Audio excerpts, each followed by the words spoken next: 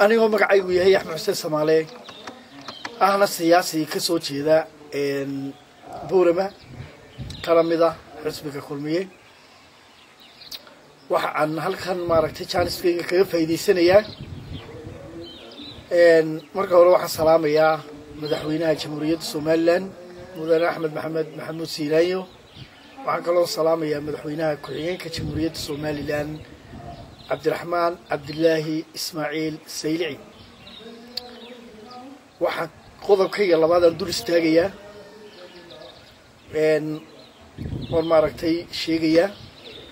xukuumadda maanta haatan joogtaa waxa weeyaan xukuumad horumar leh dadka la hiigsanaysa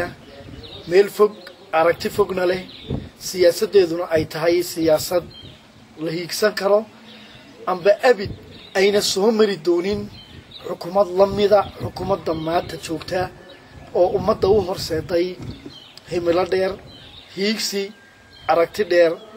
iyo wax qabad ballaaran oo maanta la taaban karo waxa igu xasuusa anigoo gaari anigu leeyahay wata ayaa waxa aan siday nin hay'ad ayaa siday koobi la yiraahdo waxaan tagnay wasaarad kamida ayaan tagnay oo barigiina riyaalay hayd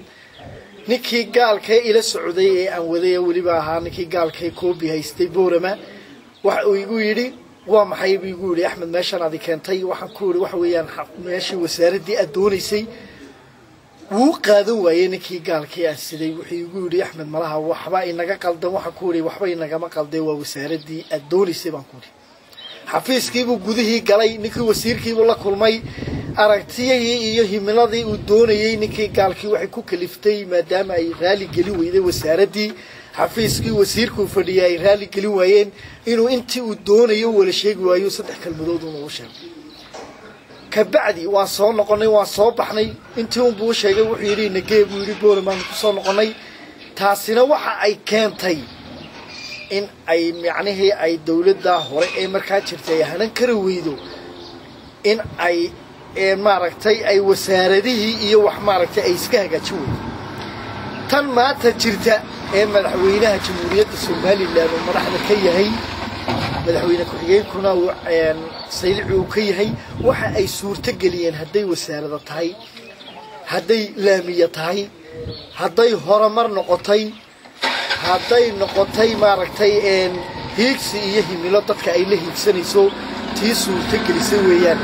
tulamadiina abid ma soo mari doontaan leeyahay xukuumad lamidi taa kulmiye wallahi inay soo marin baan leeyahay shakhsi ahaantayda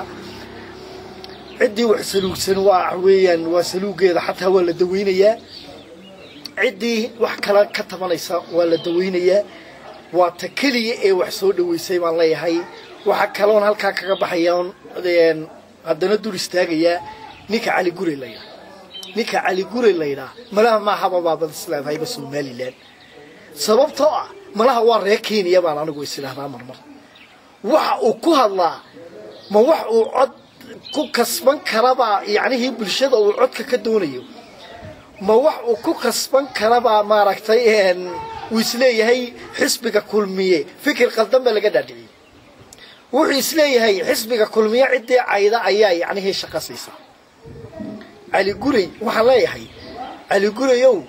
mooyaan cidda cad siyaasiga sida ugu tahay aniga horta de siyaasiga ma tiidimana ma tashid oo deenin anigu manay xisbiga ma tasho anigu kamidana ma iyo xisbiga kulmiye anigu kamid ahay oo ku sheegayo 100 jeer kuugu cilcinaya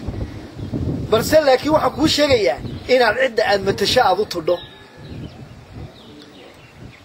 waayo ma ha siyaasad waxaas madaxtooyadan caayaya wasiiradan caayaya marna madaxweynaha aflagaadeynaya mar madaxweyne ku-xigeenka aflagaadeynaya marna wasiiradan aflagaadeynaya waxaas ma wax aqliyaba waxa leeyahay marka waxa leeyahay cali gureyow ma xoor madaxtooyada ka soo baxay baa kugu dhuusay baan leeyahay xoor madaxtooyada ka soo baxay ayaa malaha kugu dhuusay baan leeyahay anaa dawadaadii haya aniga oo gobolada awdal ku nool oo Axmed Xuseen Samaalo la yiraahdo shakhsiya ayaa dawadaada haya baan leeyahay cali gureyow loomana baahna inaad madaxtooyada iyo wasiirada iyo waxaasi iyo himilada iyo dadku waxay hiigsanayaan ee u cad adu kama bedeli kartid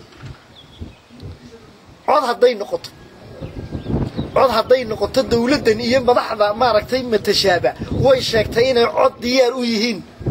maaha mucaaradku maalintii ay ku wareegaysanayeen xisbiga kulmiyaa dib u dhigay iyo madaxweynahan doorasho diyaar u hayniyo waxaasi maaha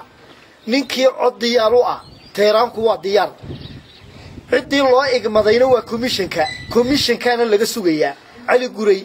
ma matashid adigu komishankana ma matashid